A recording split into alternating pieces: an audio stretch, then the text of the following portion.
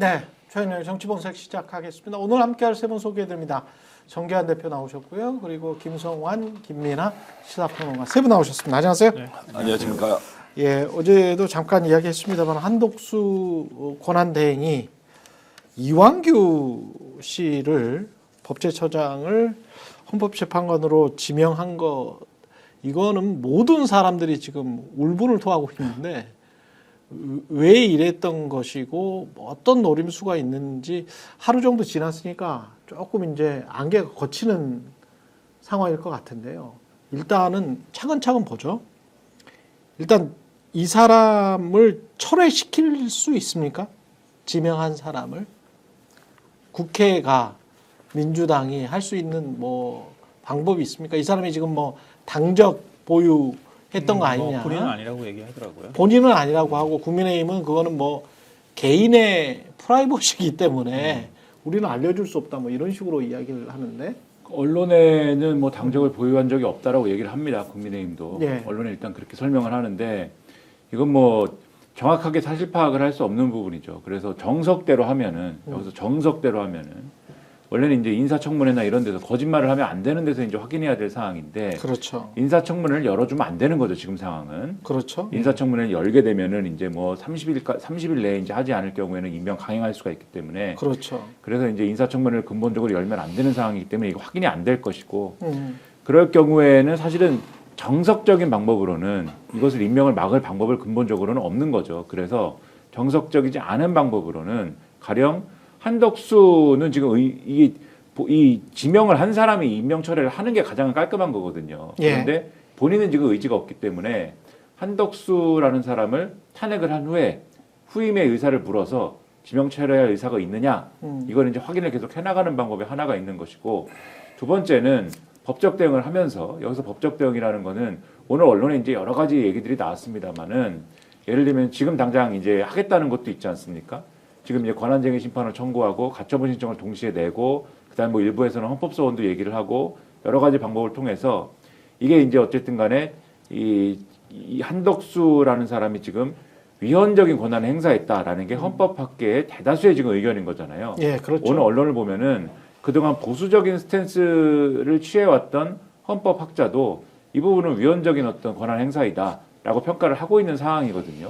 그러면은 이런 것들을 근거로 해서 법적인 대응을 취해 나가면서 계속 좀 시간을 일단은 좀 벌어놓고 시간을 여러 가지 방법을 통해서 벌어놓고 이 대선 이후까지 어떻게든 이 상황을 만들어서 차기 정권에서 임명 취소를 하는 방법 이런 것들이 이제 모색하는 그런 흐름도 있습니다. 그런데 이 모든 것을 어쨌든 간에 이 모든 것에 있어서는 생각대로 되지 않을 경우에는 어쨌든 간에 생각대로 되지 않을 경우에는 언제든지 이게 이 해법이 작동하지 않을 가능성들이 있어서 이게 상당히 위험한 상황이다라는 거에 대해서는 언론들의 평가들이 일치하는 상황인 것 같습니다. 근데 이게 뭐 굉장히 치밀하게 준비한 것 같아요. 제가 볼 때는. 그러니까 우리가 뭐 보수 우위가 돼야 된다, 단순히 그런 생각만 한 건 아닌 것 같고요. 법률적인 검토까지 다 한 것 같아요. 그러니까 이렇게까지 이른바 내란 동조를 했다고 의심받는 사람이 그러니까 내란 피의자를 임명을 해버리는 거잖아요. 더군다나 전 처음 보는 것 같은데 혹시 그런 사례가 있는지 모르겠어요. 그러니까 직전 법제처장이죠. 그리고 윤석열 정권 그 대통령하고 뭐 46년 직위는 빼놓고 얘기한다 하더라도 그 대통령직 인수위원회까지 들어간 사람 아니에요? 정치 활동을 사실상 한 사람이에요. 어찌 보면은 그렇죠. 네. 당적은 갖고 있다 안 갖고 있다 이런 걸 떠나서 그랬던 사람 장관급을 그냥 바로 헌법재판관으로 꽂아버리는 경우가 있었어요. 좀 본 적이 없는 것 같거든요. 이런 식을 이렇게 만약에 임명을 했을 경우에는 틀림없이 아마 굉장히 거센 여론의 반발이 있을 거라는 거를 충분히 예상했을 거다. 이렇게 임명하면 아무리 마은혁 재판관 임명이라고 하는 카드를 맞바꾸려고 시도했다 하더라도 민주당에서 재탄핵을 하겠다고 덤비거나 이렇게 할 가능성이 있다는 걸 왜 생각을 못했겠어요. 그러니까 이거는 단순히 윤석열이 내 친구 좀 임명해줘 이렇게 얘기해가지고 하는 차원을 넘어서는 굉장히 치밀한 배경이 있고 계획이 있지 않고서는 이렇게 임명하기 어렵다는 거예요. 윤석열이 한덕수한테 그렇게 말을 했다고 하더라도 한덕수도 자신의 이익이 뭐 좀 일치하는 부분이 있으니까 받아들였을까요? 그렇죠. 그러니까 예를 들면 이제 그런 거예요. 제가 당장 그냥 생각하기에는 그가 두 가지인 거예요. 하나는 한덕수가 대통령 놀이에 빠졌거나 대통령이 되고 싶거나. 또 다른 하나로 굳이 우리가 가능성이라고 생각해 볼 수 있다고 하면은 이게 보수 진영에서 바라볼 때 이번 한 번 헌법재판관 구성을 바꾸는 게 아니라 만약에 다음번에 민주당이 집권하잖아요. 그럼 헌법재판소 구성이 더 민주당 쪽으로 기울어지게 돼 있어요. 왜냐하면 민주당이 집권하는 사이에 대법원장도 교체될 거란 말이에요. 그렇죠. 그럼 대법원장이 진보 성향으로 만약에 대법원장이 임명된다고 하면은 민주당이 재집권을 성공하게 된다. 그러면 2030년이 되잖아요. 예. 그럼 그 이후에는 국민의힘이 보수 성향의 재판관은 한 명밖에 못 들어가. 국민의힘 추천 몫으로. 국민의힘은 어쨌든 백석 정당이라고 가정한다고 하면은 헌법재판소에. 헌법재판소는 그럼 8대1 구도가 되는 거나 마찬가지가 된단 말이에요. 그리고 국민의힘은 뭘 시도를 해도 안 되는 헌법재판소는 그냥 민주당에 확실하게 기우는 현상이 나타난다. 이걸 걱정했을 거고 그것뿐만 아니라 대법원도 역시 마찬가지예요. 헌법재판관들도 임기가 6년이란 말이에요. 대법관도 임기가 6년이에요. 근데 윤석열 정권에서 거의 다 대법관이 교체될 예정이었단 말이에요. 근데 임기 3년도 못 채우고 대통령이 파면돼 버리니까 윤 대통령이 사실상 제청받아서 임명해야 될, 그러니까 대법원장이 제청하도록 돼 있으니까 그렇지. 임명해야 될 대법관들조차도 구성이 완전히 바뀌게 되는 거예요. 그럼 이렇게 돼 버리면은 우리나라의 최고법원 2개가 완전히 진보 성향으로 바뀐다는 뜻이거든요. 거기에다가 만약에 의회도 민주당한테 내주고 대통령 권력도 민주당한테 줘버리면 우리 보수는 지금 국민의힘이 느끼는 공포나 이런 거랑 비슷한 건데 완전히 괴멸될 거다. 근데 뭐 민주당이 또 완전히 진보 이런 또 색채는 그런 건 아니기 아니지만 아니기 보수에서 때문에. 바라볼 때는 예. 그렇다는 거예요. 예. 그러니까 공포감이 충분히 있을 수는 있다고 봅니다. 약간 어제도 사실은 이제 최경영 TV에서 좀 말씀을 이제 제가 드렸는데 예. 지금 임기 헌법재판관들의 임기를 보면은 이번에 이제 문영배 이미선 두 재판관이 이제 대통령 추천 몫이지 않습니까? 만약에 이제 지금 한덕수가 이 만행을 저지르지 않았으면은 차기 대통령이 이제 임명을 하는 구조죠. 그렇죠. 이 두 명에 대해서. 그 다음에 또 2030년, 그러니까 만약에 2025년에 지금 대선을 치렀으면은 인수위 없이 그냥 이제 이 임기를 시작하니까 2030년 중반에 이제 임기가 끝나지 않습니까? 차기 대통령이. 그렇죠. 그때까지 임기를 다하는 이제 이 헌법재판관 중에 대통령 추천 몫이 정영식 재판관이 있습니다. 2029년 12월 17일에 임기가 만료가 돼요. 그러면 이 3명을 지금 대통령이 임명을 할 수가 있는 겁니다. 차기 대통령이. 거기다가 마은혁은 굳은자고. 그렇죠. 예. 이런 상황에 있고 그다음에 김영두 재판관하고 정정미 재판관의 경우에는 이 김명수 전 대법원장이 임명을 해서 대법원 추천 몫이에요. 근데 이 두 명도 2029년 3월 30일, 2029년 4월 16일에 임기가 끝납니다. 그리고 이 두 명은 다음 이제 정권에서 대법원장이 임명을 하는 그러한 헌법재판관이 되는데 그러면은 대법원장은 그런 임기가 언제까지냐? 원래 6년 임기지만 정년이 걸려 있어요. 정년 70살 정년이 걸려 있어 갖고 2027년까지가 임기입니다. 그러면 다음 대법원장도 2027년에 차기 대통령이 임명을 해야 됩니다. 그러면 대법원장을 진보 성향의 예를 들면 대법원장을 임명할 경우에는 지금 말씀드린 김영두, 정정미 재판관의 후임도 진보 성향의 헌법재판관이 될 수도 있지 않겠는가. 그러면 총 3 더하기 2, 5명의 헌법재판관이 진보적인 헌법재판관으로 바뀔 수가 있다.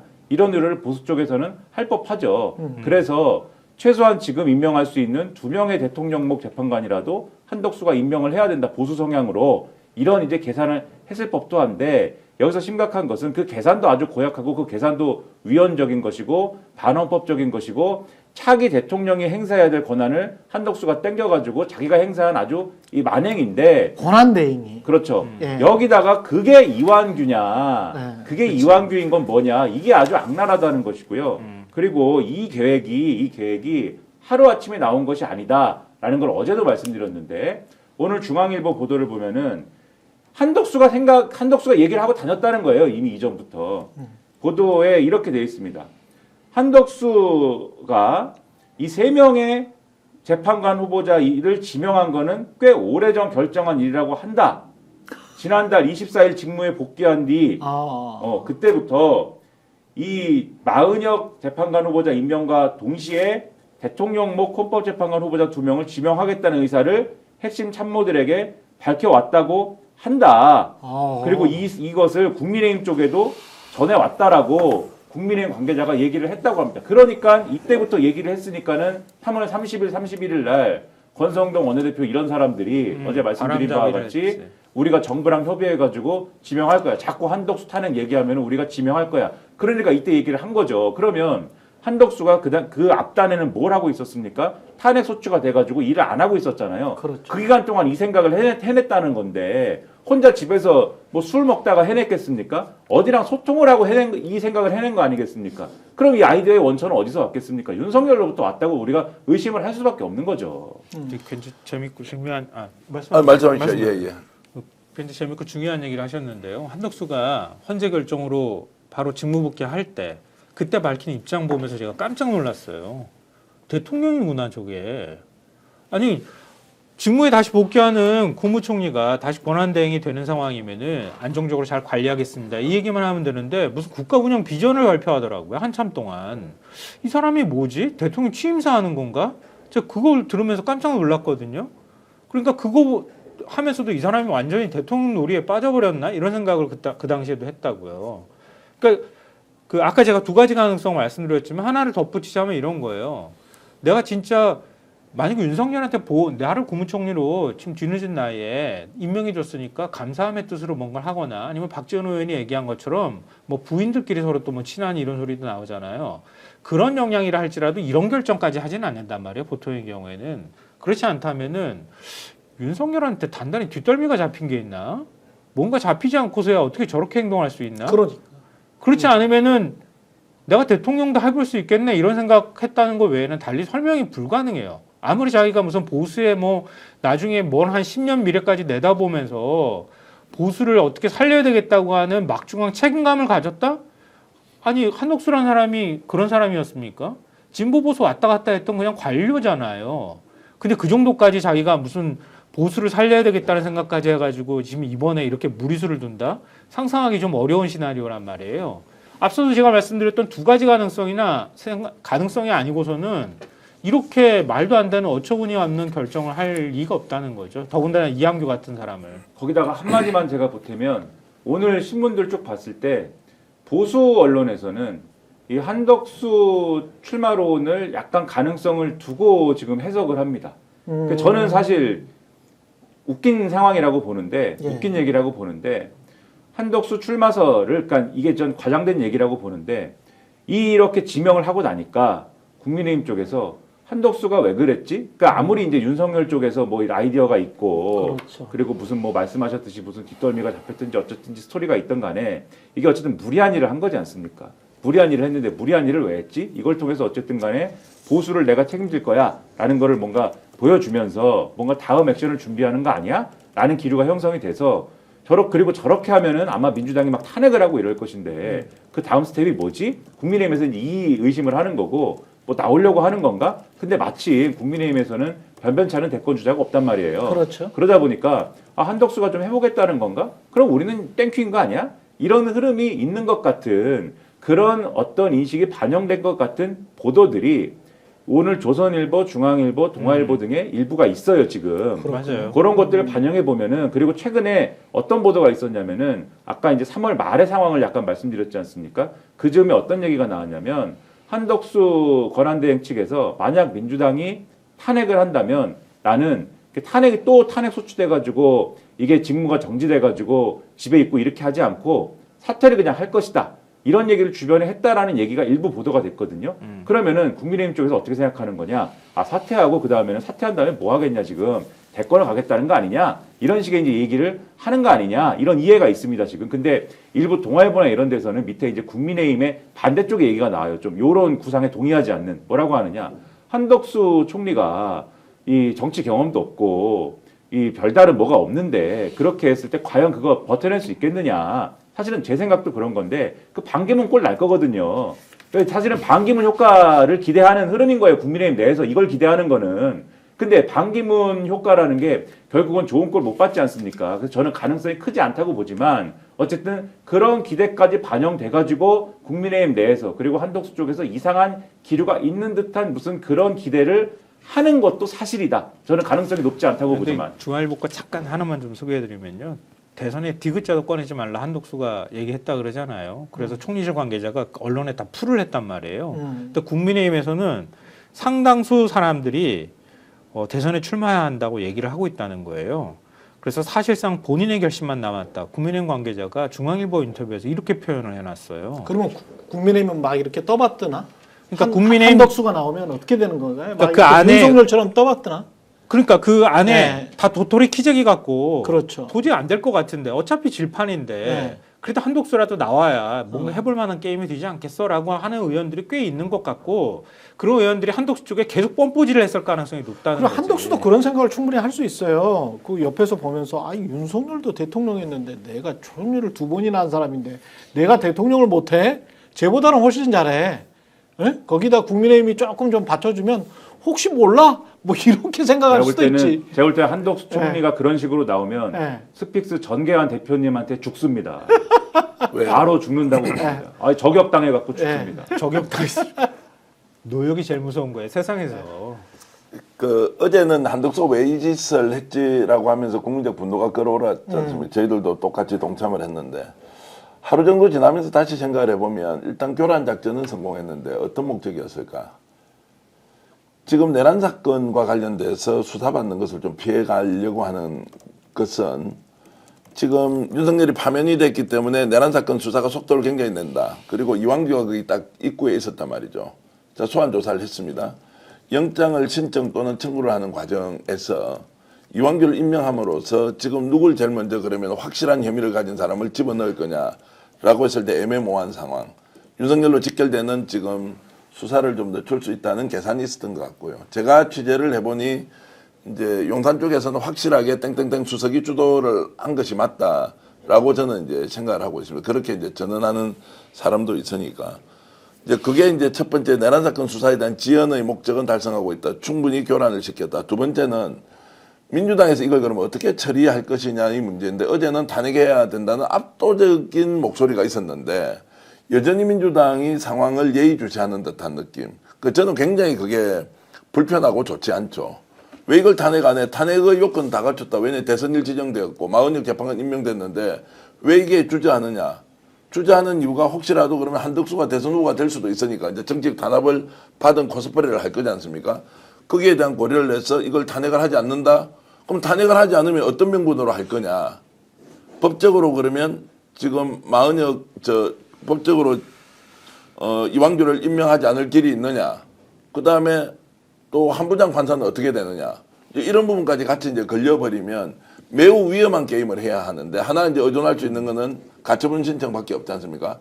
가처분이 인용될 가능성이 있다. 그럼 인용되고 난 뒤에는 7인 재판관 체제에서 본안으로 갈 텐데 본안으로 임명하지 않고 60일 이내에 대선을 치러서 그 시점에 이제 새롭게 대통령이 된 사람이 권한쟁의 심판을 하거나 그때 지명을 철회를 해버리고 새로운 사람 임명을 한다라고 했을 때 이미 임명돼 있는 이 두 사람이 이제 권한쟁의 심판을 다시 할 수는 있겠지만 그런 복잡한 과정을 과연 거쳐야 하느냐라는 게 있는데 민주당에서 지금 보여주는 뜰떠미지근한 지금 이 상황은 저는 잘 이해를 못하겠다라는 말씀을 드립니다. 근데 이게 굉장히 탄핵. 고약한 논란이에요. 예. 왜냐하면 대통령이 파면이 됐어 헌재 결정으로. 국민들의 헌재가 이념과 상관없이 판단할 수 있구나라는 걸 확인했단 말이에요. 근데 재판관 자격의 문제를 12사항권 아니면 그 권한을 행사하는 대통령 권한대행 국무총리의 권한에 관한 문제를 12삼는단 말이에요 지금. 근데 그게 국민들한테 썩 좋아 보이지 않는 측면이 있다. 지지층한테는 막 분노하게 만들 만한 사안이지만 그렇지 않은 중도라든가 또 뭐 보수는 말할 필요도 없고 이게 썩 좋은 논란으로 갈 것 같지는 않다. 그걸 명분으로 삼아서 탄핵 소추안을 다시 재발의할 경우에 이게 과연 어느 정도 여론에 영향을 미칠까 이게 하나가 있고요. 또 하나는 헌재로 갔어요. 갔는데 다른 법률적인 어떤 대응책을 마련하지 않은 상태에서 탄핵 소추로 문제를 해결한다고 하면 예를 들면 재판관이 7명이 남게 돼요. 그럼 5대2로 갈리면 결정을 또 못하는 불능 상태로 가. 그렇지. 지난번에 5대3 얘기 나왔잖아요. 그러니까 데드덕에 걸린다고 하는 얘기들이 또 나온단 말이야 이번에도. 이게 결정을 못 내릴 가능성이 매우 높다는 거예요. 그러면 그런 상황에서 실컷 여론전하고 난 다음에 아까 얘기하신 것처럼 한덕수가 그냥 그만둬버려. 사퇴해버려. 내가 딱 몸값 올리고 난 다음에. 그렇지. 그런 일이 벌어질 가능성이 있다는 거지. 그러면은 시간이 지나고 난 다음에 이게 이도저도 아닌 상황에 가버리고 그냥 대선까지 그냥 밀고 가버려야 되는 거예요. 이 결론이 하나도 안 난 상황에서. 그러니까 차라리 그런 대안보다는 가능성은 희박하지만 권한쟁의 심판이든 아니면 가처분 신청이든 헌법소원이든 이런 법률적 대응을 일단 1차적으로 하면서. 먼저 하는 게 이 순서를 보면 그게 먼저 맞는 거 아닌가 그런 생각이 드는 거죠. 그러니까 원칙적으로만 보면 바로 탄핵해 버려야 되는 건 맞지만 근데 탄핵의 이용 가능성이나 이런 걸 뭐 높이는 게 목적이라면은 그렇죠. 이러한 이제 말씀하신 대로 이제 법률적인 대응을 해 나가면서 충분히 이제 그 절차를 쌓는 것이 굉장히 중요할 겁니다. 그렇게 보고 저도 이게 탄핵을 하는 게 목표다라는 거를 분명히 정한다라고 하면은 그런 쪽으로 이제 확실히 해 나가는 게 중요하다고 보고요. 저는 계속 뭐 이 마은혁 재판관을 임명하지 않았을 때 그때도 계속 말씀드렸지만 그것은 원칙대로 하는 것이다. 원칙이 중요한 것이다. 어떤 상황이든지 간에 탄핵을 하는 것이 원칙이다라고 이제 말씀을 계속 드렸습니다. 그래서 그걸 전제로 해서 계속 말씀을 드리는데 다만 이게 협박이 있습니다. 지금 어떤 협박이냐? 정부가 마비된다 뭐 이런 협박이에요. 그래 결론적으로 말씀드리면 탄핵하면 그렇죠. 정부가 마비된다. 그러니까 지금 김문수가 이제 그만뒀지 않습니까? 김문수 장관이 대선 출마하겠다 이렇게 주장을 하면서 그만뒀어요. 이제 그만둔 상황이고 그러면 장관이 이제 한 명도 없어졌죠. 이제 조선일보라는 이런 제가 이제 내란일보라고 부르고 있는 내란일보? 이러한 신문이 있습니다. 이러한 신문이 있는데 오늘 기사를 썼는데 이제 어떻게 써놨냐 이렇게 썼습니다. 지금 이제 탄핵 소추안을 발의를 이미 한 게 최상목 경제부총리 탄핵 소추안도 있는 상황이지 않습니까? 근데 이 이제 상황에 따라서는 한덕수 대행 재탄핵 소추 그리고 최상목 부총리 탄핵 소추안 본회의 처리 이런 것들을 이제 민주당이 할 것인데 최상목 부총리도 사퇴하는 그러한 이제 어떤 시나리오도 그릴 수가 있는데 조선일보의 이제 시각 그럴 수가 있는데 현재 한덕수 대행 체제에서 각 부처 장관인 국무위원은 19명 중에 지금 15명이 있다. 국방부, 행안부, 여성가족부 장관직이 공석이고 김문수 고용노동부 장관이 대선 출마 선언하면서 사퇴했다. 근데 이 상황에서 누군가가 사퇴해서 한 명이 더 빠지면 그럼 15명에 미달한다. 15명이 왜 중요하냐면 헌법 제88조가 국무회의를 어떻게 규정을 해놨냐면 국무위원은 15인 이상 30인 이내로 한다라고 규정을 해놨어요. 그러면 15인 이에 미달하면은 국무회의의 요건을 채우지 못하는 상황이 되는 겁니다. 그러네. 그럼 이걸 가지고 이제 뭐라고 주장을 하겠다라는 거냐면 정부가 마비가 됐다. 국무회의를 열 수가 없다. 그래서 이명박 정부 출범 직후인 2008년 3월 달에 국무위원 15명을 그때 못 채우는 상황이 있었는데 그래서 전임 정부, 참여정부 시절의 장관 4명을 행정 업무는 못하는 내각 구성원인 무인소 장관으로 임명해서 억지로 국무위원을 연 적이 있다. 그러니까 요렇게라도 해서 그때는 열었는데 지금은 그럴 수 있는 여건도 안 되지 않습니까? 그래서 이제는 탄핵을 만약에 하면 사퇴시킨 다음에 정부가 마비됐다라고 지금 주장을 할 거다라는 거를 지금 조선일보가 깔고 있는 거예요. 그러네. 요런 공세 때문에 아마 민주당이 망설인다거나 민주당 내에서 이런 거를 의식해가지고 뭐 주춤하는 이런 것이 있을 수도 있겠다라는 생각을 들지만은 저는 그러면 그것에 대한 책임은 그럼 누구한테 있는 겁니까? 헌법을 지키지 않은 사람들한테 있는 거죠. 왜 헌법을 안 지킵니까? 그러면 헌법을 지켰으면 탄핵을 안 하죠. 그래서 명확하게 저는 원칙대로 하는 방안을 기본에 놓고 판단해야 된다라고 계속 말씀드리는 겁니다. 저 역풍과 관련해서 말씀을 드리면 어떤 역풍이 생기죠? 한덕수를 탄핵했다고 하면 역풍이 막연하게 이제 정권 자체를 이미 파면으로 끝장을 냈는데 이제 정부도 무력화시키느냐 이게 지금 민주당이 원래 하려고 했던 본심이냐 이제 이렇게 하면 역풍이 생겨서 이재명 민주당 대표에 대한 지지가 줄어든다. 자, 이렇게 될 것이냐? 아니면 우리는 헌법을 수호하기 위해서 이완규 같은 내란 세력을 임명하는 행위를 용납하지 못하고 앞뒤 맞지 않는 저 거짓말에 거짓말을 거듭하고 있는 한덕수를 탄핵해서 대한민국의 민주주의와 헌법을 수호하겠다라는 관점으로 강력하게 원칙대로 처리했을 때 중도가 더 이재명 대표를 지지할 것이냐. 저는 후자 쪽이 훨씬 더 지지를 많이 할 것 같거든요. 기본적으로 이번 대통령 선거는 내란 세력에 대한 명확한 역사적 그리고 국민적 심판 단죄가 이루어지는 것이고 그 다음에 누가 더 수권 능력을 가지고 국가를 재건할 것이냐 이제 이 문제로 간다면 이것을 명징하면 더 명확하면 할수록 훨씬 더 좋은 결과를 나올 게 뻔한데 왜 자꾸 우면하느냐.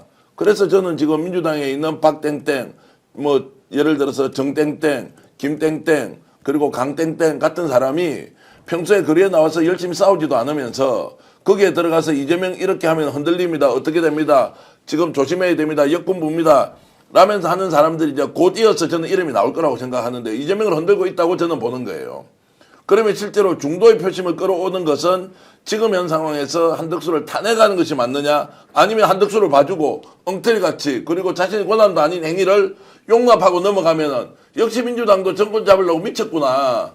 너희들 하는 꼴 보니까 다를 게 별로 없네. 라고 오히려 거꾸로 역풍이 되어서 민주당을 옥죄할 수도 있다라는 전제는 왜 내부에서 논의를 하지 않느냐, 이제 이런 말씀을 좀 드리고 싶은 겁니다. 이 한덕수들의 가증스러움을 한 가지만 더 말씀드리면 어제도 좀 말씀드린 게 대선을 그러니까 지금 인질로 잡고 있는 것이다. 이 말씀을 다시 한번 드리는 게 그렇죠. 대선 관리를 하는 사람이다라는 거예요. 지금 또 스탠스가 이 사람들은. 대선 관리를 나는 하는 심판인데 선수를 뛰는 이재명과 민주당이 자신들이 마음에 안 든다고 선수가 심판을 지금 때리고 머리끄댕이 잡아가지고 심판 바꿔라 이렇게 막 흔들고 이러는 거다. 이렇게 주장을 하겠다라는 거거든요. 헌법을 지키면 누가 뭐라고 합니까? 이 말씀을 드리는 겁니다. 근데 심판이 이제 내란 혐의자고 내란 혐의자인 또 다른 내란 혐의자인 한덕수가 또 다른 내란 혐의자인 이완규를 지금 지명을 했단 말이죠. 이완규는 명백하게 그 안가 모임에 갔고 안가 그렇지. 모임도 한 번이 아니에요. 저희들이 단독으로 예전에 보도한 게 있지만 그날 삼청동에서 모이고 또 삼각지로 넘어갈 때는 박성재가 빠져요. 거기에 수육이 배달됐다는 증언까지 가지고 저희들이 보도를 한 바가 있는데 거기에 가서 휴대전화를 다 없애버렸습니다. 그 이후에 점검을 한 거 아니에요. 어떤 논의를 했어요? 침묵을 다졌다고요. 12월 3일 내란이 일어났는데 비상계엄을 했는데 그 다음날 모여서 이제 우리 다 끝났으니까 침묵 다지다 모임을 했다. 이게 말이 되는 소리입니까? 검사 출신들이 다 모여서 그리고 핸드폰 교체하고 핸드폰을 다 그래 버렸잖아요. 교체하고. 네. 자, 교체를 해버렸는데 그러면은 이 사람이 지금 진술도 거부하고 있단 말이에요. 어떤 일이 있었냐 진술도 하지 않아요. 휴대전화 왜 없었냐 이것도 대답을 하지 않아요. 경찰에서 수사를 했단 말이에요. 지금이라도 저는 당장 경찰이 나서서 이 이완규와 관련된 부분은 수사의 속도를 내면서 이 사람의 범죄 혐의가 있는지 없는지를 따져보도록 법적 조치를 신속하게 해야 한다. 최소한 경찰이 지금 이 상황에서 대한민국이 법치주의 국가로 여전히 우리가 살아있다면 그 조치를 해야 된다고 생각하고요. 여기에 대해서 민주당이 정치적 이해득실을 이상한 공식을 가져와서 적용하지 마라. 누가 만들어서 지금 강땡땡, 예를 들어서 정땡땡, 이 이재명 옆에서 본인들이 선거 캠프를 주도하고 있는데 누가 만들어서 했어요? 본인들이 만들어 했습니까? 국민들이 정말로 생계를 다 내팽개치고 거리로 나와서 이거 이러면 안 된다. 나라 망한다. 국가가 거들나지만 민생이 다 거들나 있는 상황에서 목숨 걸고 싸워서 만들어 놓은 거 아니에요. 그런데 이자들이 지금 역풍운운하면서 이재명 이렇게 하면 안 된다. 대통합 분위기로 가야 되니까 이거 법적 절차로 가는 것이 우선적으로 고려돼야 한다는 것이 어떻게 중도의 표심을 끌어모으고 법치와 헌법을 수호하는 이재명의 리더십을 확보하는 데 도움이 되느냐라고 저는 강력하게 주장을 합니다. 그러니까 충분히 저 말씀에 공감하고요. 용서해서는 안 된다 이렇게 생각하는 거예요. 저도 전적으로 동의하는데요. 우리가 그 내란이 일어나고 난 다음에 한 1월쯤부터 여론이 막 바뀌기 시작했잖아요. 그럴 때 민주당 내부에서도 나온 얘기가 우리가 좀 더 치밀하게 이 문제에 대해서 바라보고 준비했어야 된다. 왜냐하면 저들은 굉장히 치밀하게 움직였거든요. 그렇죠. 지금에 와서 우리가 많은 해석들을 하고 있지만 저들은 법 사이에 뭔가 결함이 있는지라든가 절차적 문제라든가 이런 것들을 끊임없이 얘기하고 자기들끼리 일종의 카르텔로 만들어진 그 인맥들 동원해가지고 법관부터 시작해서 하다못해 심의정도 마찬가지잖아요. 그래서 결국 윤석열을 내란범을 풀어주는 어이없는 상황이 발생했단 말이에요. 그러니까 우리가 큰 대의에 공감하지 않겠다는 뜻이 아니라 분노하지만 그걸 실현시키는 과정에 있어서는 굉장히 치밀하게 해야 한다는 거지. 그러고 난 다음에 나중에 가서 아차 해봐야 늦는다는 거예요.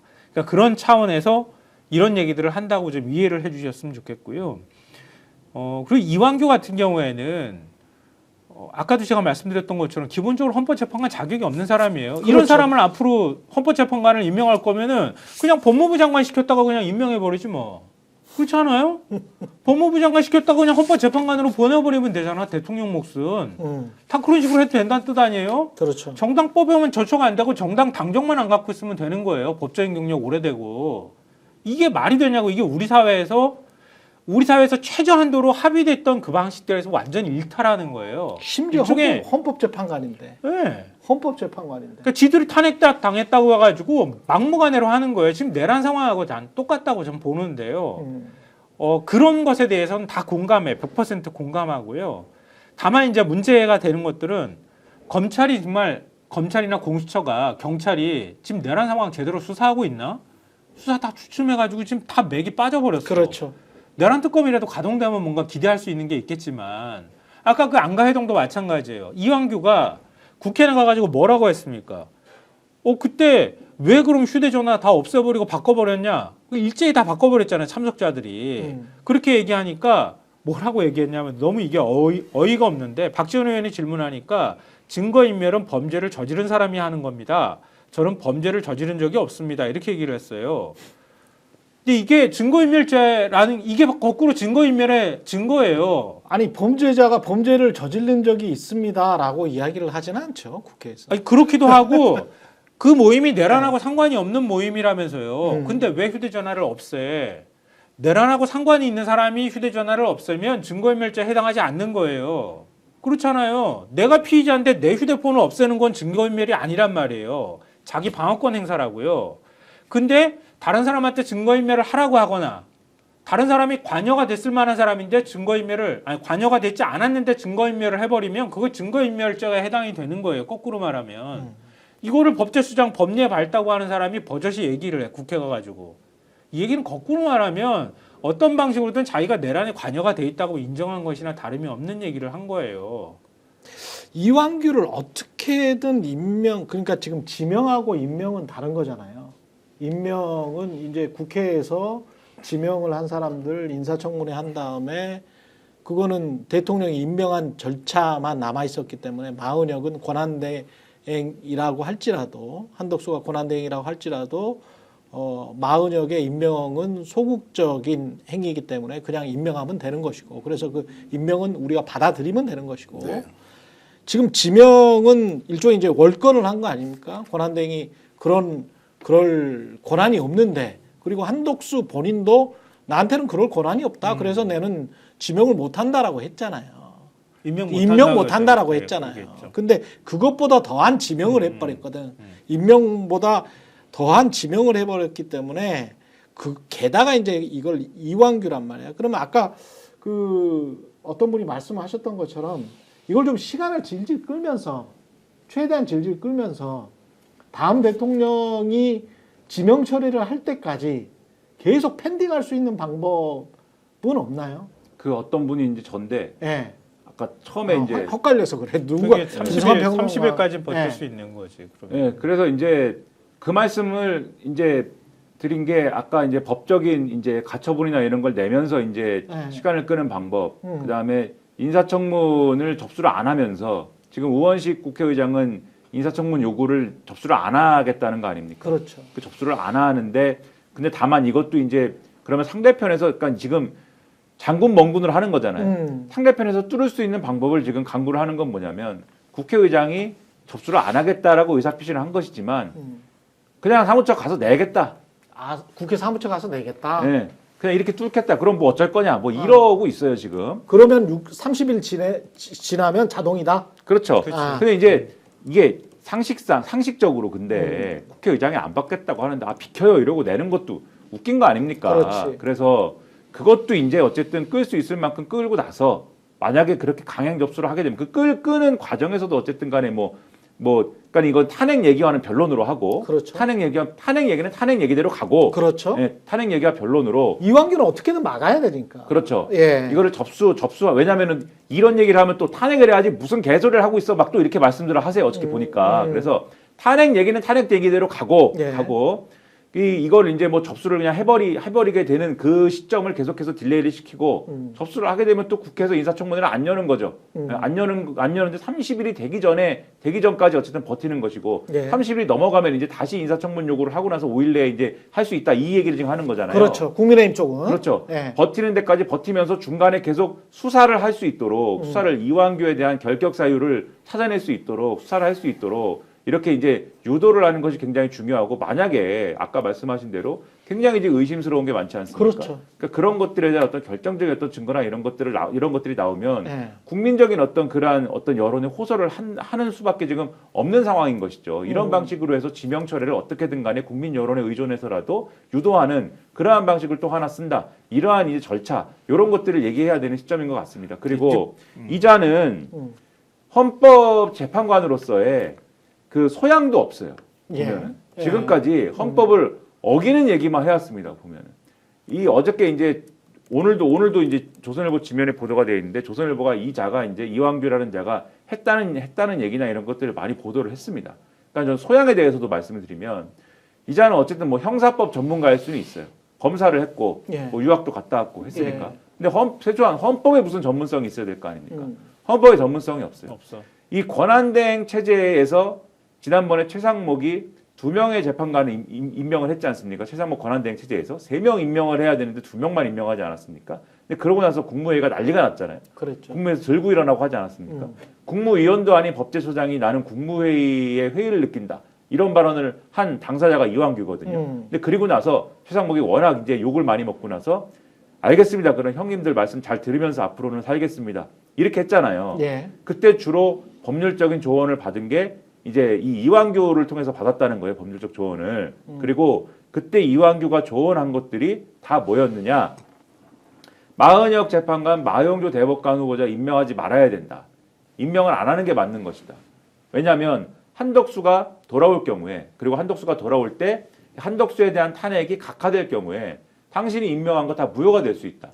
근데 이 법적으로 말 안 되는 얘기거든요. 그렇죠. 그러나 이런 법적인 조언을 해가지고 최상목이 알겠습니다. 그래서 임명을 딜레이하게 되는데 영향을 미쳤다라는 겁니다. 이 사람이. 그런데 헌법재판소가 그러한 행동에 대해서 어떻게 판단을 내렸습니까? 위헌적인 행위라고 판단 내렸잖아요. 그럼 이 사람은 위헌적인 내용을 조언을 해서 관철을 시킨 사람입니다. 그러니까 위헌적인 사람을 지금 헌법재판관으로 주장을 하고 있는 것이고, 그렇죠. 그리고 윤석열 탄핵 심판에 대해서 이 사람이 주장을 한 게 있어요. 뭐라고 주장했냐면 국민의힘 일부에서 주장을 한 게 있는데 형사 법정에서 이 절차가 진행 중이기 때문에 그 조항이 있잖아요. 형사법 관련해서 이 재판이 진행 중인 사안은 탄핵 심판, 그러니까 헌법재판소에서의 탄핵 심판이 중단될 수 있다라는 조항이 있지 않습니까?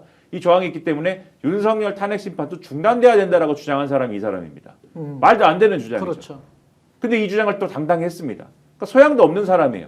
이런 것들을 가지고 설득력 있게 제시를 하면서 지금 여론을 만들어 나가는 것도 병행을 해야 된다. 이 말씀을 드리는 거예요. 여론전이 굉장히 중요하다고 보고요. 그러니까 일단 선거 국면에 들어가 버린 상황이기 때문에 그렇죠. 그래서 국민들의 여론 압박이나 또 여기에 대한 평가나 이런 것들이 아마 나올 거예요. 여론조사도 아마 될 거고 그러니까 그런 게 매우 중요하다고 보고요. 그러니까 기본적으로 저는 굉장히 나쁜 자들이에요. 진짜 나쁜 자들입니다. 그러니까 예. 이건 파면된 대통령이 내가 파면됐다고 하는 안가품이나 보복 심리나 이런 것들이 깔려 있다고 해석될 여지가 너무 많아요. 그렇지 않고서는 어떻게 이런 사람을 가지고 헌법재판관을 임명하겠다고 덤벼들 수가 있나 이런 생각이 들고요. 또 하나는 굉장히 웃긴 게 뭐냐면 대법관들은 대법원장도 마찬가지지만 국회 임명동의 투표 절차를 거쳐야 해요. 그렇죠. 그렇죠. 대법관은 대법원장이 제청하고 대통령이 임명하지만 국회 와가지고 인사청문회하고 임명 동의 절차를 다 거쳐야 돼. 그렇죠. 표결을 다 해야 돼. 그렇죠. 과반 이상의 표결을 얻어야 돼. 헌법재판관들은 헌법재판소장만 임명 동의 투표를 거치고 헌법재판관들은 각각의 몫에 따라서 존중을 한다고 하는 의미가 포함된 거예요. 그러네. 그래서 임명 동의 절차가 없어. 예를 들면 국회는 국회 선출 절차가 있기 때문에 대통령이 형식적 승인권만 갖는 거예요. 국회 표결 절차를 국회에서 추천한 사람이니까 표결 절차를 거치면은 다 절차가 끝난 거야. 그럼 대통령이 임명해. 그러면 대통령 몫은 임명 동의 절차를 안 거쳐도 되는 거예요. 헌법재판소장은 소장이니까 상징성이 있는 거고. 그러네요. 대통령이 국회에다가 이 사람 지명할 겁니다. 그러면 인사청문 거치면 반대하고 청문 보고서 채택하지 않아도 대통령이 그냥 임명해. 장관하고 똑같네요. 똑같은 거예요. 네. 그런데 뭘 가지고 무슨 근거로 그동안에 국회에서 추천한 사람을 여야 합의 전제 조건에서 권한대행이라는 자가 그렇지. 그걸 못 임명하겠다고 얘기했으며 대통령이 임명한 사람은 국회 표결도 안 거쳐도 되는 사람인데도 불구하고 대통령이 임명권 그냥 행사하는데 자기가 무슨 권한이 있다고 그냥 임명권 행사하는 사람이 되겠다는 거예요. 맞지가 않잖아. 애초부터. 이런 어떻게 하다못해 상식적으로 이렇게 얘기를 해도 성립되지 않은 논리를 대통령 권한대행이라는 자가 보수 진영에다 그걸 또 그 결정을 막 옹호하면서 어떻게 이런 짓을 하냐고. 이제 이건 헌법 파괴하는 행위랑 똑같은 거지. 상상하지 못하는 이제 방안을 내놓고 이제 중요한 것은 이제 어떻게 이거를 이제 대처할 것이냐의 문제지 그렇죠. 않습니까? 그렇죠. 뭐 성향도 중요하고 또 그 사람들의 절차적 행위의 부당함도 충분히 얘기할 수 있지만 이제 어떻게 할 거냐 두 가지죠. 헌법재판소를 바라보면서 가처분 신청했으니까 자 이거는 임명을 하면 안 된다라고 해서 시간을 벌고 대선까지 가져가는 이제 안이 하나 있죠. 그럼 지금까지 헌법재판소가 윤석열 파면을 하도록 간절히 기다렸듯이 가처분의 결과를 기다리는 방법 하나. 가처분을 헌재가 안 하고 계속 시간을 끌어주면 훨씬 좋을 것 같아요. 그런데 이제 4월 18일이면 두 명이 또 없어지니까요. 7인 체제가 되지 않습니까? 예. 그 시간이 없으면 실제로 이제 열흘 정도 남아 있고 뭐 짧으면은 한 이제 8에 9에 정도 남아 있는 이 날 안에 어쨌든 정리를 해야 하는데 자 가처분의 결과가 원하는 방향대로 나올 거냐 아니냐도 잘 모르지 않습니까? 예. 자 그러면 가처분의 결과가 상식적으로 판단해 줄 것이라고 보고 가처분을 인용만 하면 그래도 일단 대선까지는 갈 거 아닙니까? 그렇죠. 이 수단 하나를 바라보고 있는 것이 맞느냐. 두 번째는 탄핵 문제를 가지고 자 일괄 탄핵을 해버리자 또는 뭐 내란 혐의자로 의심받는 사람들도 탄핵을 하자라고 하는 이 부분을 만지작거리면서 아무렇지도 않게 들고 있을 것이냐. 그러면 한덕수는 탄핵을 한다고 하면 탄핵을 국회에서 통과시키기 직전에 본인이 그만둘 거거든요. 그래서 대선 후보로 가야 될 거 아닙니까 본인은. 예. 탄핵이 되는 순간에 아무것도 할 수가 없기 때문에 그러면 그런 승부수를 던져서 먼저 결행을 하고 민주당이 두 번째는 헌법재판소는 여기에 대한 정당성을 당연히 가처분을 인용을 해줄 거 아닙니까. 그러면 명백하게 이것은 내란 세력이 또다시 쿠데타에 준하는 인사 쿠데타를 했다라고 하는 것을 명확하게 정리할 수 있는 수단이 있으니 선행적으로 민주당이 나서도 된다라고 하는 것이 저는 제가 전략적 단위에서 판단하라면 그렇게 제안을 하겠다는 거예요. 그런데 어느 날이 아니죠. 어제부터 민주당은 이제 이 문제에 대해서 깊이 고민을 하는데 분위기는 해야 되는 당위는 100% 동의하지만 현실적으로 할 수 있느냐라고 하면서 좀 주춤주춤거리고 있어서 주춤거리고는 있어요. 이거 예. 뭐냐라는 이제 질문을 계속 제가 드리는 거고 또 지금 방송을 보시는 시청자분들도 저처럼 강하게 이야기하는 사람 말에 동조할 수도 있지만 야 너무 그렇게 밀어붙이지 마라. 혹시 역풍 나면 이재명 대표 대통령 되는데 문제되는 거 아니냐라는 우려를 하는 사람이 실제로 있을 거란 말이에요. 있겠죠. 자 충분히 있을 그럼에도 수 있어요. 불구하고 예. 민주당은 결정해야 하는데 예. 저는 선행적으로 해야 되는 것이 민주당이 헌법을 지키고 그리고 민주주의를 우리가 좀 더 확립하는 데 도움이 되는 방향이다라고 저는 강하게 계속 말씀드리는 겁니다. 탄핵과 관련해서 이제 조금 더 이제 보론을 하면 예. 한덕수를 탄핵한다고 해서 이게 이제 지금 철회되지는 않는 거죠.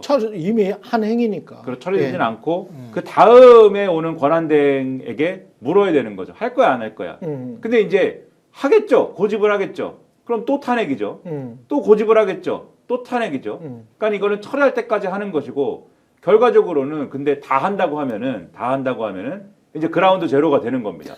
다 없어지는 상황이 되는 거죠. 예. 그때까지 이제 하는 것까지도 전제를 해서 이거는 하는 것이다. 탄핵이라는 것은 그렇게 해야 요거를 이제 근본적으로는 그렇게 해서 임명할 사람이 없는 상태를 만들어야 요거를 이제 할 수 있는 것이다. 요거를 이렇게 탄핵만으로 요거를 이제 한다고 하면은 요런 거를 이제 그 말씀드리는 겁니다. 요게 이제 보론으로서 말씀드립니다. 그러니까 그 최후의 수단으로 얘기하는 거예요. 국무원 전원 탄핵 얘기가 이제 그래서 또 나오는 거란 말이에요.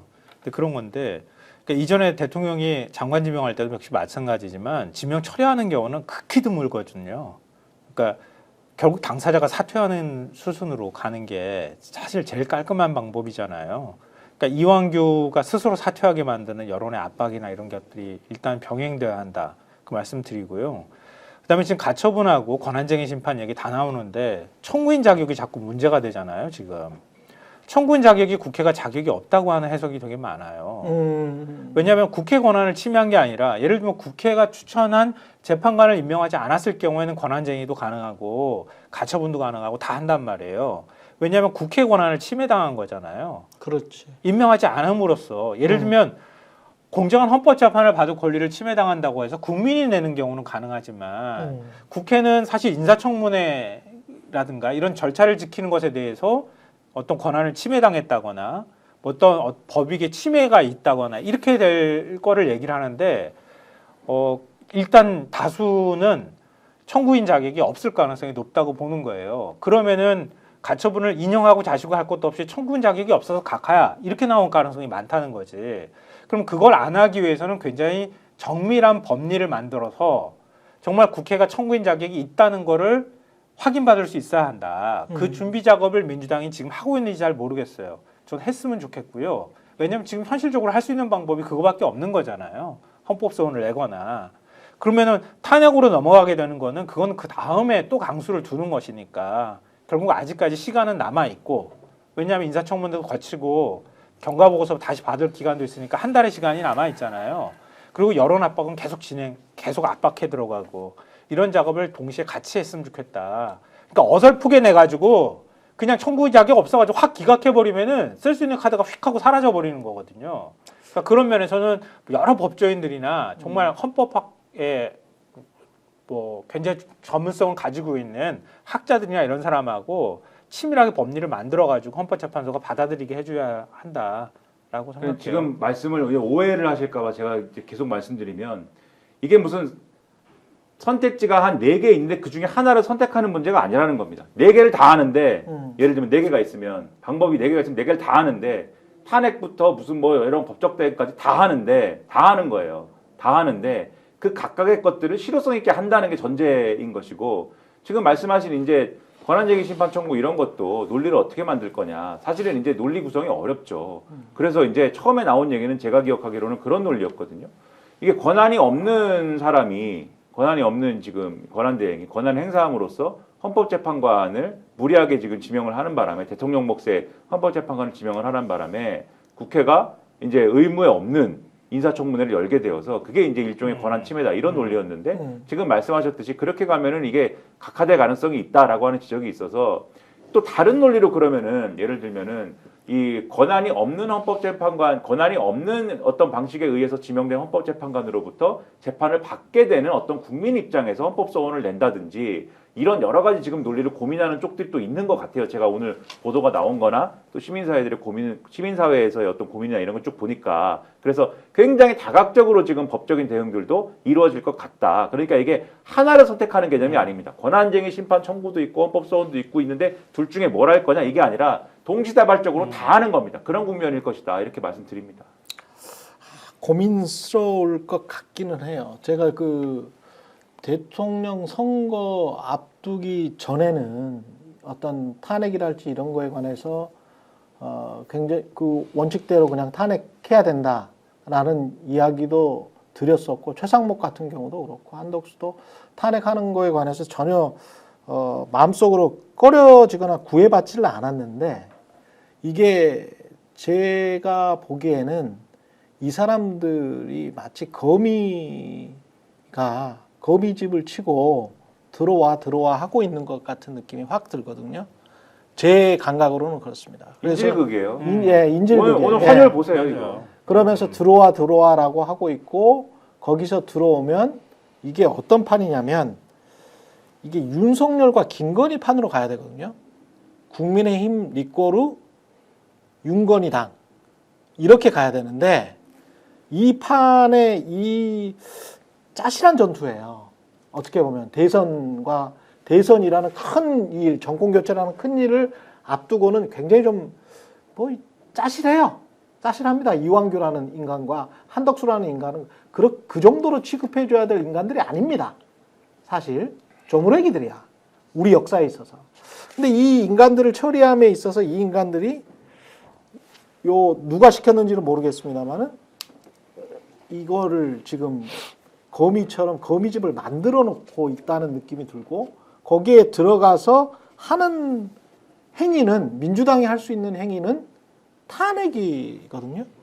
탄핵이야. 그러면 프레임 자체는 다시 제가 원했던 그리고 국민들이 다 지금 생각하고 있는 윤석열, 김건희 수사, 내란 수사, 그다음에 각종 이들의 어떤 부정부패 행각에 관한 수사 이게 50일 정도밖에 안 남았는데 50일 동안 이게 덮이고 줄탄핵 플러스 국정마비로 분명히 쓸 거라고 안 그래도 이제 조중동은 쓸 말이 없었는데 그치.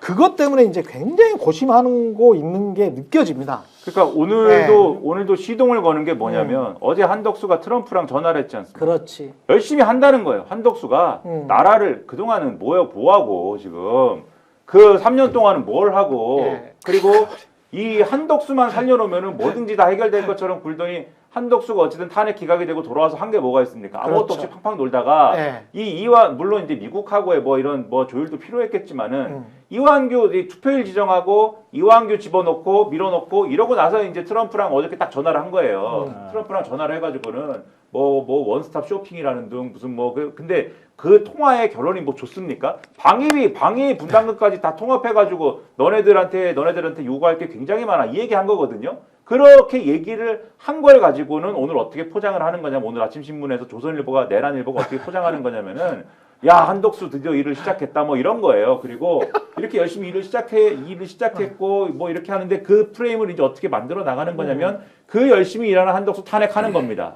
그리고 그 열심히 일하는 한덕수가 대선 관리도 해야 되는데 그 한덕수를 날리는 겁니다. 이렇게 만들어 나가려는 것이고 한덕수는 최고의 통상 전문가지. 예, 뭘 통상을 뭔 전문성이 있습니까? 그렇게 만들어 트럼프한테 가가지고 무릎 꿇고 나 얼마 줄게요 이거 하러 가는 거예요. 이거는 누구나 다 할 수 있는 겁니다. 그렇죠. 그리고 오늘 보세요. 오늘 그렇게 어제 효과가 좋았으면 뭐 오늘 상황이 좋아야 되는데 환율이 뭡니까? 이게 지금 1,500원대를 지금 위협한다고 속보가 오고 예. 그러나 어쨌든 환율이 위험하다. 이것도 어떻게 써먹습니까? 야 이런 위기에 이게 줄탄핵해가지고 정부를 마비시키냐 이런 앓는 소리하고 그러면은 지금 안 그래도 자영업자들이 힘들고 요새 뭐 자영업자들 돕자고 막 하는데 자영업자도 힘들고 경제 상황 안 좋고 지금 뭐 이렇다라고 다들 끙끙 앓는데 사람들이 어떻게 생각하게 될까? 그러니까 보수 입장에서 그렇지. 보수의 시각 얘기하는 겁니다. 사람들이 어떻게 생각하게 될까? 민주당이 줄탄핵해가지고 경제가 어려워졌다고 생각하게 되겠지. 요런 생각하고 있는 거거든요. 제가 볼 때는 이런 생각 같은 거를 날려버릴 수 있는 그러한 프레임을 가지고 또 접근할 필요가 있고 그렇지. 이완규를 왜 집어넣냐 거기다가 예. 이거에 대해서 여론전을 할 수 있어야 된다. 왜 집어넣냐 그렇습니다. 이완규? 왜 그러니까 이완규냐? 범위 제가 꼬였다고 말씀드리는 해야 돼. 것도 이완규에 관한 정밀 타격. 그러니까 미국이 이라크랄지 알카에다랄지 뭐 이런 애들을 상대를 할 때요. 항상 했던 게 이제 그 지상군 보내기 전에 일단은 크루즈로 정밀 타격하고 크루즈 미사일로 정밀 타격하고 그리고 좀 봐봐. 그래서 또 정밀 타격해. 또 정밀 타격하고. 그래서 걔네들이 반군들이 그리고 이상한 애들이 무장 테러범들 얘들이 지금 하는 게 국민의힘이 하는 게 국가를 위해서 하는 건 아니고요. 완전히 그 어떤 미국이라는 미국을 민주당으로 대체를 한다면 민주당을 흔들어 놓고 국민들을 흔들어 놓기 위해서 하는 거거든요. 이 모든 일이. 그랬을 때 얘네들의 계략에 말려들어서 거기에 들어가 가지고 우리 지상군이 굉장히 많이 희생이 되면서 그러면서 질질질 끌면서 우리가 마치 과거에 베트콩 상대하듯이 굉장히 어려운 전투를 오랫동안 지속해야 되느냐 아니면은 정밀 타격으로 한포 타격만 하다가 완벽하게 승기를 잡았을 때 그때 그냥 전멸시키는 게 낫는가 그런 생각을 제가 지금 계속 말씀들을 들으면서 저도 잘 모르겠지만 그런 생각이 든다는 거죠. 예, 국민의힘은 지금 이라크나 베트콩처럼 지금 행동을 하고 있는 것 같습니다. 예. 자, 지금 검찰하고 경찰 그리고 공수처가 내란 사건 지금 수사를 하지 않습니까? 예. 한덕수를 탄핵을 시켰을 때 수사의 속도가 나겠느냐? 아니면 지금 이 상황에서 이완규를 지명까지 했는데도 아무런 조치를 하고 있지 않다. 그럼 수사기관 움직이겠느냐? 저는 후자 쪽이거든요. 지금 이 문제에 대해서 근본적으로 원칙적으로 접근하지 않으면 검찰하고 경찰 그리고 공수처가 수사하지 못할 것이다. 60일은 그냥 내란 사건에 대한 수사 공백이 생긴다. 두 번째, 이걸 그러면 국회에서 특검을 통과시켜야 하는데 자 한덕수가 지금 상설 특검에 대해서 동의 안 하지 않습니까? 특검 통과시킬 때 국힘에서 9명이 넘어와서 특검 통과시키겠나? 이것도 저는 원칙적으로 정리하지 않으면, 왜냐하면 이미 민주당이 정책 타협을 해버렸는데 이거 이렇게 하더라도 그냥 설설설 물러서고 자 가처분 심판만 요청을 해놓은 상태인데, 이렇게 했을 때는 저는 내란 사건 수사가 60일 동안은 거의 진공 상태에 있을 것이다 그러니까 라고 저는 보는 거예요. 그것도 참 걱정이 됩니다.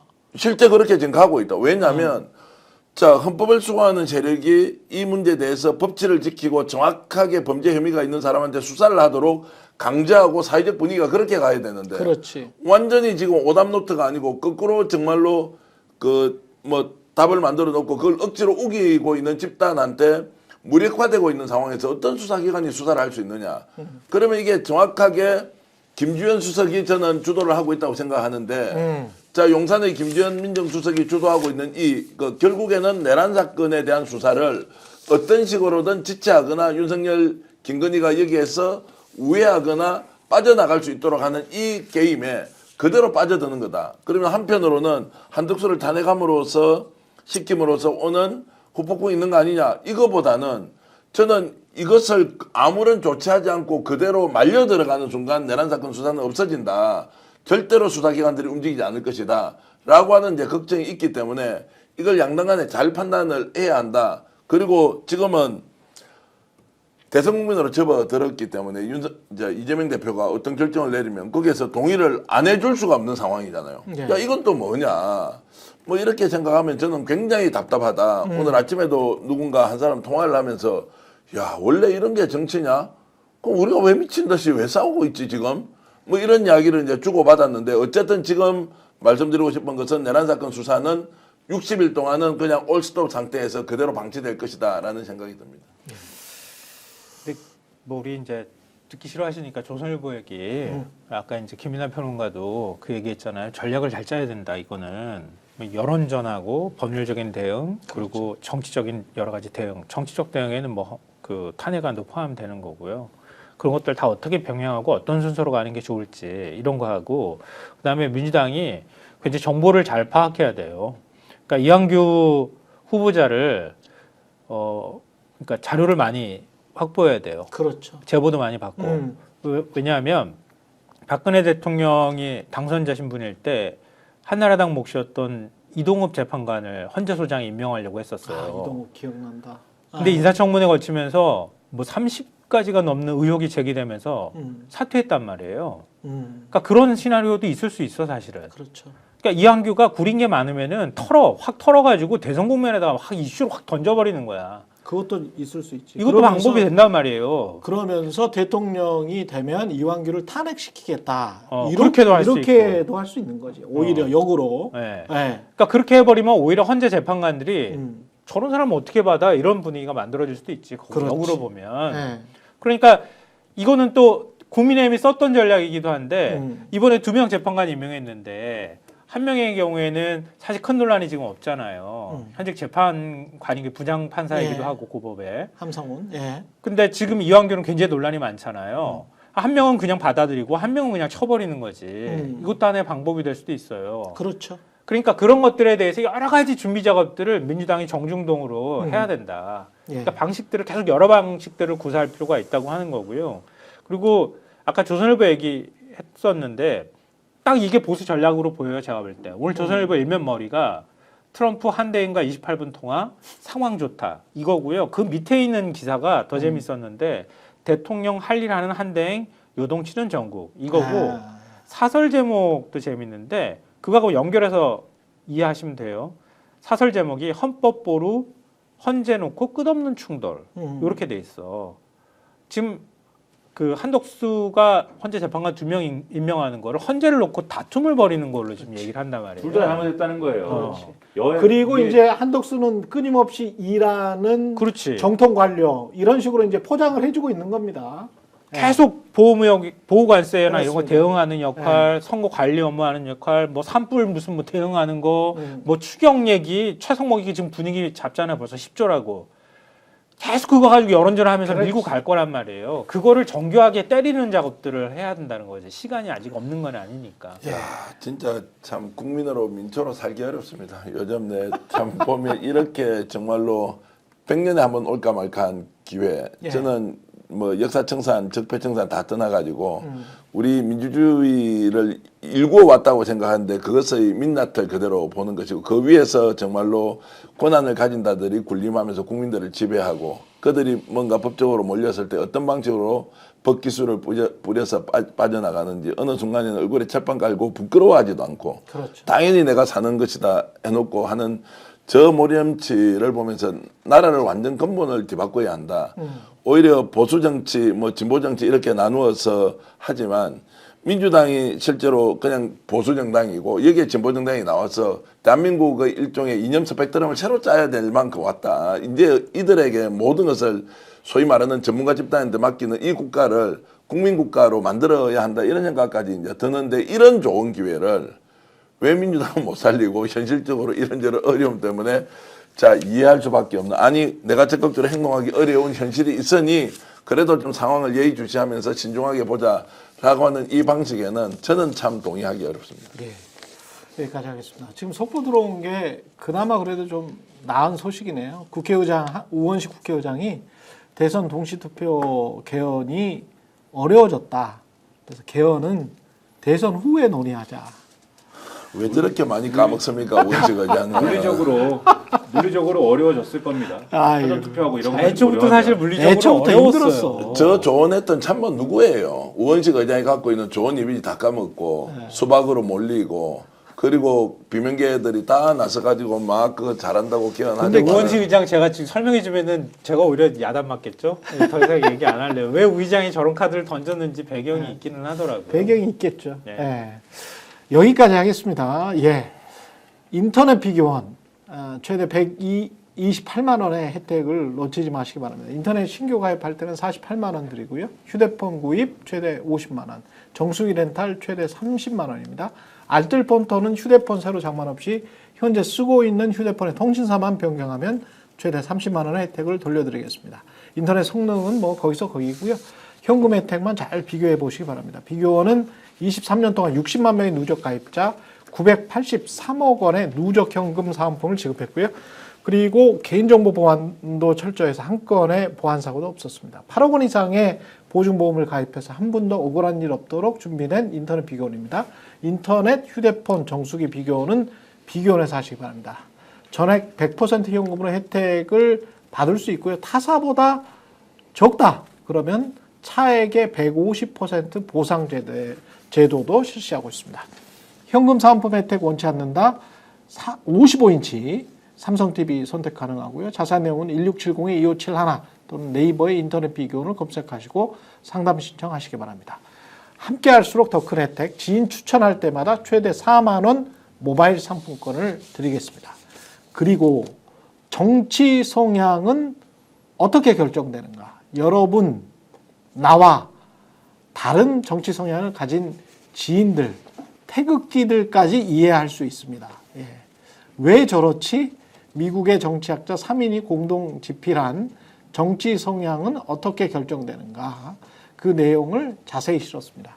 뇌과학, 유전학, 진화심리학을 기초로 정치 성향 형성 원리를 과학적으로 밝혀서 재미있고 흥미롭습니다. 과학입니다. 그리고 부록의 정치 성향 테스트가 있습니다. 나의 정치 성향을 점수를 한번 파악해 보시기 바랍니다. 그러면 스스로를 더 잘 알고 그러면 커뮤니케이션도 잘 되겠죠. 예, 더보기란과 고정 댓글에 도서 구매 링크가 있습니다. 꼭 한번 읽어보시기 바랍니다. 최경련 정치본색이었고요. 정기환 대표 그리고 김성환, 김민아 시사평론가와 함께했습니다. 고맙습니다. 고맙습니다. 오늘 방송 어떠셨습니까? 마음에 들었다면 구독, 좋아요로 스픽스를 응원해 주십시오. 여러분들의 구독, 좋아요는 가장 큰 힘이 됩니다. 스픽스 구독, 좋아요.